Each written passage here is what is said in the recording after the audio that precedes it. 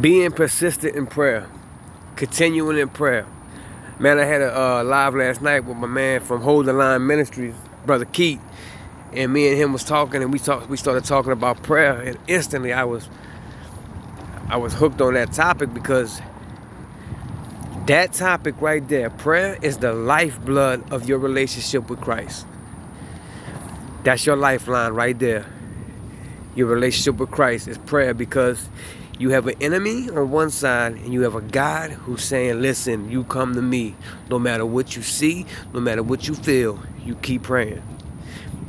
And you got an enemy that's on the side saying, he ain't there. He don't care. He's not hearing you, man. You know, don't you think he would have answered you by now? But God's like, listen, I know what I'm doing. I have a time and I have a reason for what I'm doing. Keep praying.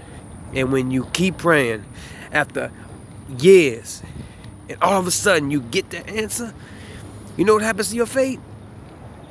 It builds, man. It builds like it's on steroids, because you know you felt nothing. There was no sign. Everything pointed to it being a disaster, and you kept praying, and he came through. And you're like, because the only one that can do that is him. And sometimes God has to rip every possibility of it happening another way out the way, so he could come through. So you can see, listen, it's only by him. And it's only through wartime prayer. Meaning, the only way to fight Satan and fight the spiritual war is on your knees. It's crying out to God. You know what I'm saying? That's the only way. That's the only way you're going to win that battle. If Satan wants you to give up and throw in the towel and say it's too hard. I've prayed for a year and nothing happened. I prayed for 2 years, but pray for 3. Pray for 4. Because every time you wake up in the morning and you cry out to your Lord, the devil puts his fingers in his ears. And he hates it. He hates it. Because he don't want nobody to be that persistent in prayer.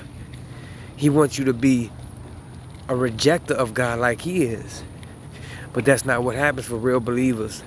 Real believers, even though we don't understand, we keep persistent in prayer, because where else are we going to go? What else are we going to do? He holds the keys to life, to eternity. Even if he never answers that prayer, he's still righteous. He's still righteous. Because he has a reason. He's not doing it for just because he don't want us to have something. He might be doing it because he knows we can't handle that right now. Or he's making it at that right time, and he delivers it to us. We're going to know that I wouldn't have had it no other way. But you don't know that unless you keep praying. Because you're going to see everything around you, y'all. And I know some of y'all who are watching it, y'all been through that time. Y'all been through those prayers where the only thing that you can muster up out of your mouth is, Lord, help me. Because you done prayed so much. You done prayed so much that you done said every word to say. And all you can say is, Lord, help me. That's faithful in Christ's eyes. That's faithful in God's eyes. Because he's there. He's there. Don't you turn your back on your Lord. Don't turn your back on your Lord. Don't turn your back on God. Keep striving. Keep pursuing. Because when he answers, your faith that you had before ain't nothing like it's going to be then. Because it's nothing like an answered prayer to a Christian. Tell me what's better than that. Tell me what's better for a Christian than you praying, you trusting without seeing, and you get an answer. Come on, man. Ain't nothing better than that, y'all. All right, y'all. Later.